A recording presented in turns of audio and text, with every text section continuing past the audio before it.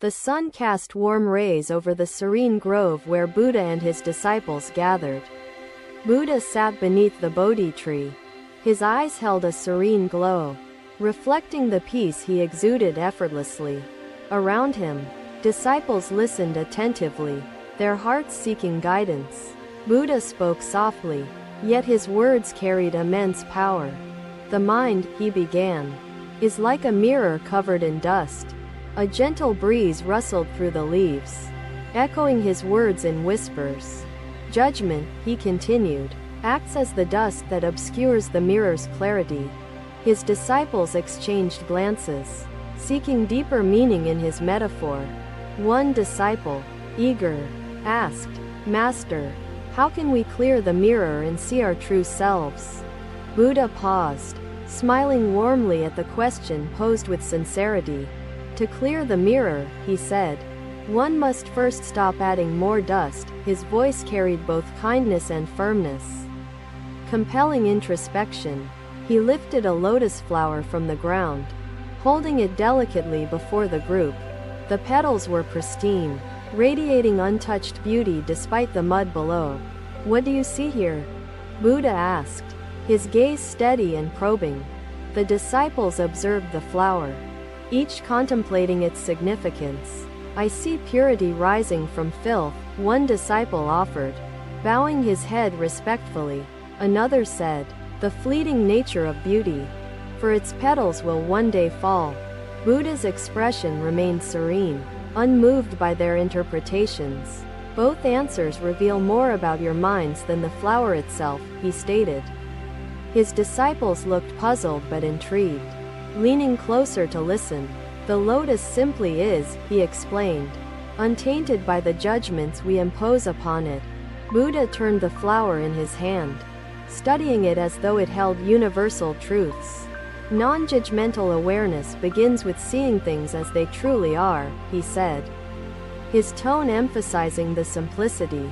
He laid the flower down gently, as if respecting its inherent existence. "Do not cling to meaning or symbolism. Observe life as it unfolds, without coloring it with perception." The disciples nodded, though their brows furrowed in thought, processing his profound teaching. Buddha closed his eyes briefly, inhaling deeply, inviting them to share the moment's stillness. "The mind finds peace," he said, "when freed from its need to label and categorize." A child passed by, laughter ringing through the air, momentarily breaking the silence. Even the sound of laughter, Buddha noted, holds neither joy nor disturbance without the mind's judgment. His disciples grew quiet, humbled by the breadth of his wisdom and its application to mundane moments. "Master," another disciple began hesitantly, "how can one practice non-judgmental awareness in the face of suffering or pain?" Buddha opened his eyes, his gaze calm and compassionate, addressing the profound question. "To suffer is human," he said, "but to observe without attachment transforms suffering into understanding." He gestured toward a gnarled tree standing strong despite visible scars from storms past. "Do you judge this tree for its twisted branches or honor it for enduring?" he asked. The disciples reflected deeply, their silence speaking louder than words of recognition. "In judgment lies division," Buddha continued, "separating what is from what we desire it to be." The disciples began to see the intricate link between awareness and peace, illuminated by his words. "When the mind rests," Buddha added, "without clinging to thoughts or emotions, true awareness emerges." Birds chirped above, weaving harmony into the quiet grove, as if nature conspired in support of his teachings. "Remember," Buddha said, "the lotus grows not by rejecting mud but by embracing it as part of its journey." This insight resonated powerfully, evoking a deep sense of unity among his disciples. A disciple knelt before him, tears glistening in his eyes, overwhelmed by newfound clarity. "Master, your words unveil the path to true liberation," he said, voice quivering with reverence. Buddha placed a hand gently on his shoulder, acknowledging the heartfelt sentiment. The path lies within you, he said, patiently waiting to be uncovered through awareness. The grove seemed brighter, as if the sunlight embraced the shared understanding blossoming within. Each disciple returned to their mat, determined to practice the lesson imparted through wisdom and simplicity. Buddha sat silently once more, merging with the serene ambiance, a beacon of unyielding presence. Hours passed, yet the essence of his teachings lingered, etching themselves onto the minds of his followers. Nature itself seemed to honor his words, the rustling leaves and flowing wind echoing eternal truths. Buddha's lessons were seeds planted in fertile minds, destined to grow into wisdom beyond measure. Another day, the winds howled through the valley, carrying whispers of nature's restless spirit. Buddha stood outside his dwelling, observing the world. Nearby, a sparrow perched on a branch, unmoved by the storm surrounding it. Disciples gathered inside, sheltering from the tempest, their hearts seeking solace. Buddha gestured toward the sparrow, his voice calm and steady despite the chaos. "Tell me," he said, "what do you observe in this little creature?" One disciple spoke quickly, "It is foolish to remain there. The storm will surely harm it." Another offered hesitantly, "Perhaps it is brave, facing the storm without fear." Buddha's gaze softened as he turned toward them, his expression untouched by judgment. "The sparrow displays neither bravery nor foolishness," he said. His disciples watched attentively, puzzled by the simple clarity of his words. "It simply exists, neither resisting nor clinging to the storm," Buddha continued, his tone echoing profound truth. He stepped closer to the sparrow, observing its stillness amidst turmoil, as if nature held infinite wisdom. "Storms are inevitable in life," he said, "be they of the wind or the mind." His disciples nodded, familiar with the unpredictability of human challenges yet uncertain of their significance. Non-judgmental awareness allows us to face these storms without labeling them good or bad, Buddha explained. His voice held the serenity of one who had mastered the art of seeing life as it is. The storm's intensity seemed to mirror the inner conflicts each disciple had faced in their journey. Buddha's gaze shifted to the horizon, watching the interplay of light and shadow in the storm's dance. "Look closely at the sparrow," he said, "and you will find lessons far beyond what words can convey." Disciples moved closer, their eyes fixed on the bird, seeking insight from its quiet endurance. "It accepts the storm as part of nature, neither judging it nor fearing its presence," Buddha observed. Silence filled the space as disciples reflected on their tendency to resist life's challenges. "Master," one disciple asked, "how can one practice such acceptance amidst storms of doubt and suffering?" Buddha inhaled deeply, his presence unwavering, ready to illuminate their question with wisdom. "Begin by breathing," he said, each breath a reminder of life as it unfolds, untouched by desire or resistance. His disciples nodded, committing themselves to practice this simple yet profound teaching. A gust of wind swept through the grove, carrying the scent of rain, grounding them in the moment. Buddha turned to the group, his words weaving insight into the fabric of their understanding. "When we judge the storm, we separate ourselves from its natural essence," he said. His voice seemed to harmonize with the wind, blending the earthly and the eternal. Disciples began to see the storm not as an enemy but as an element of existence. "Observe without attachment," Buddha urged, "and you will find peace even amidst the fiercest tempests." One disciple, trembling, admitted, "I often fear my own thoughts, Master, as if they hold the power to destroy me."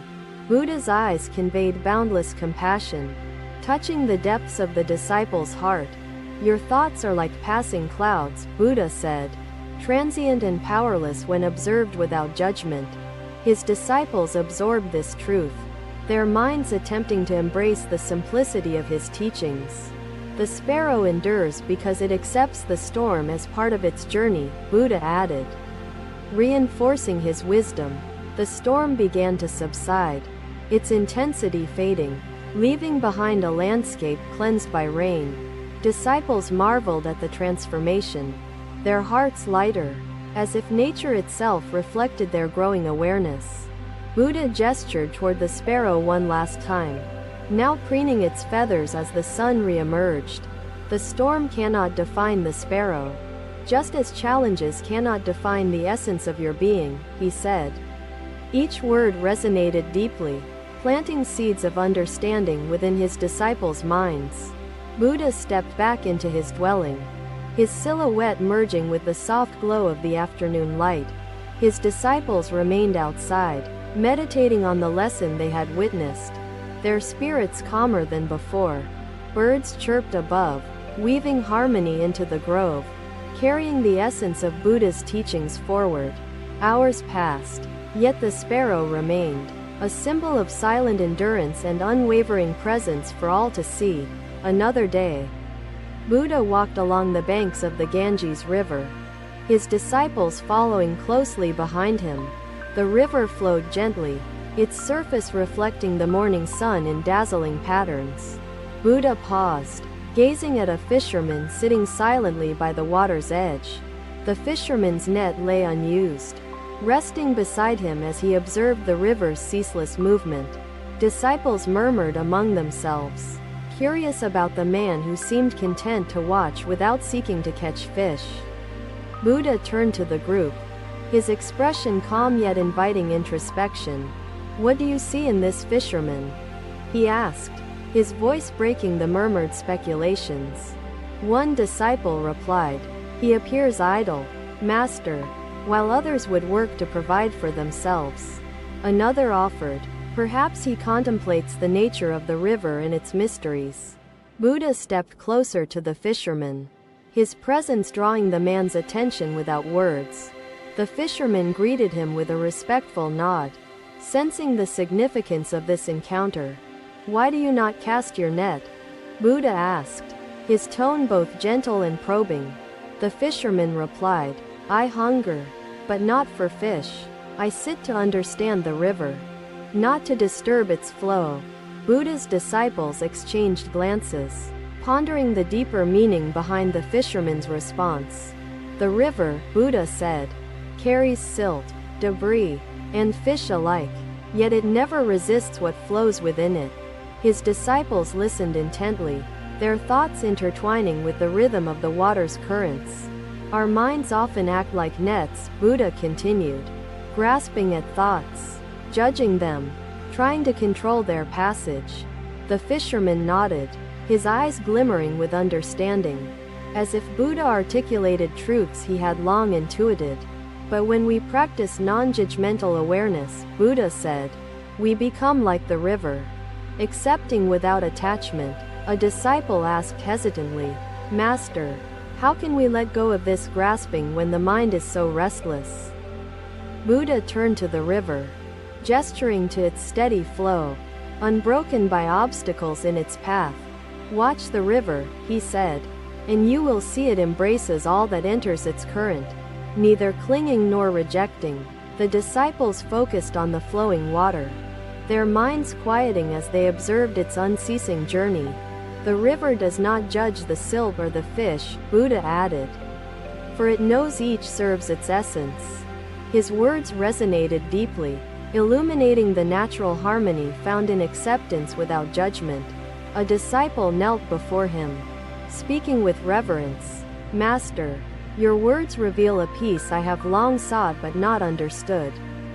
Buddha placed a hand on the disciple's shoulder, his touch conveying both compassion and encouragement.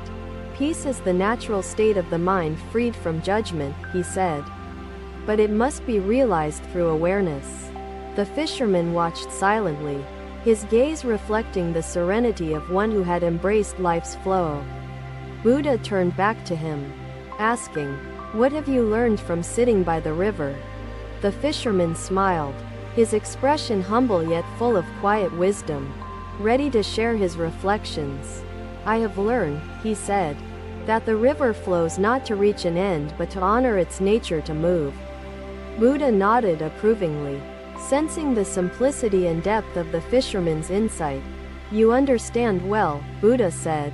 For life is like the river, a journey without a destination, perfect in its unfolding. The disciples absorbed his words, their hearts swelling with the truth of his teaching, unclouded by complexity.